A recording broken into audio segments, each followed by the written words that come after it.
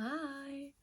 So today's video is all about rewiring your brain, which sounds a bit space age, but it's something that you can do quite easily. I'm not going to say that it's a quick fix though, because it does take time and it takes practice, this particular method. So it's particularly good for things like anxiety, if you're prone to overthinking, or if you just feel like you're using too much energy in negative thoughts. So it's a really easy way to put a stop to those negative thought spirals. So our brains take up 20% of the energy that we have in our bodies, despite only taking up 2% of our overall mass, or being 2% of our overall mass. So what the brain likes to do is to create shortcuts and short circuits so that it doesn't have to use as much energy in doing a certain thing. So when we have a thought pattern that has been generated, as a consequence of something that's happened in our lives. So I'm going to use the example of a fear of social situations. Let's use that as an example. So there may have been a time where you've been in a social situation and you've not felt safe, and your brain has remembered that. So the next time you're in a social situation, it's easier for the brain to go back to that same path than it is to form a new path. And the more your brain uses those paths in those situations, the more well-trodden that path gets, so the easier it is for the brain to use that, so that it's not having to use energy to create a new way of being, a new belief system about that particular situation. It's not very helpful. And this is where it does take a little bit of time to rewire that, because it is going to take your brain a little bit more energy to think of a different path, to take that different path through, a denser forest perhaps. You might have to bushwhack a little bit.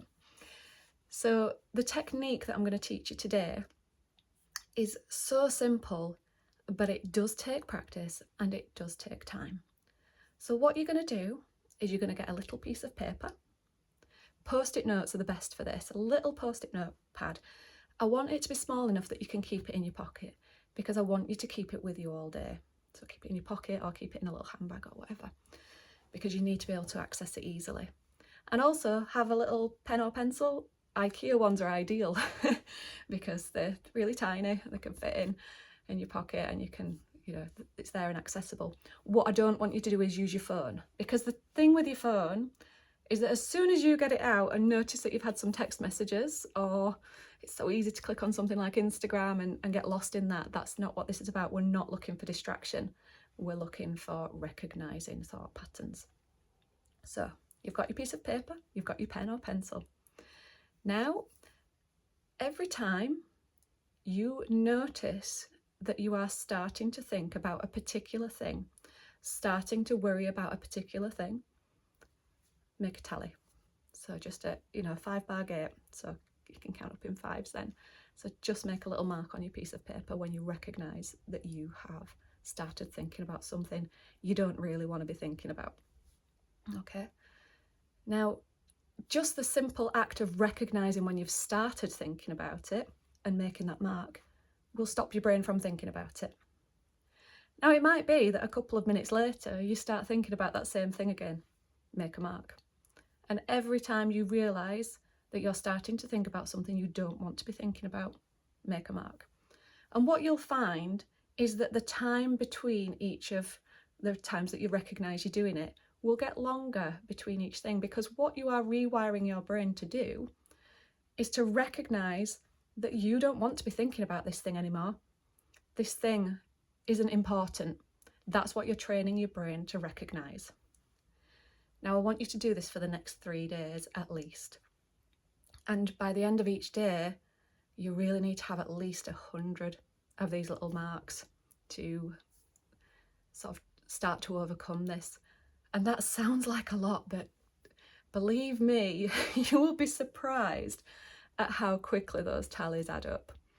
I know that when I first started using this technique, that very first day I'd got to 100 by 11 o'clock in the morning. Not good. but it helps you to really recognise where you're using that energy, what you're wasting your energy on.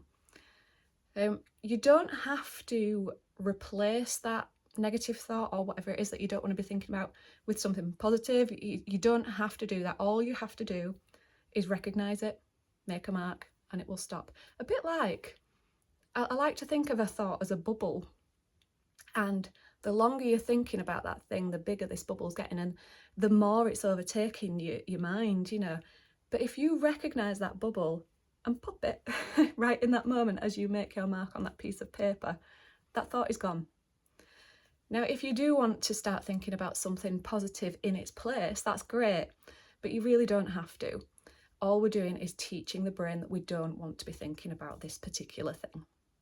Okay, see that. Have a go at doing that for the next 3 days and see how you get on with it, and I'd love to hear about it in the comments section below.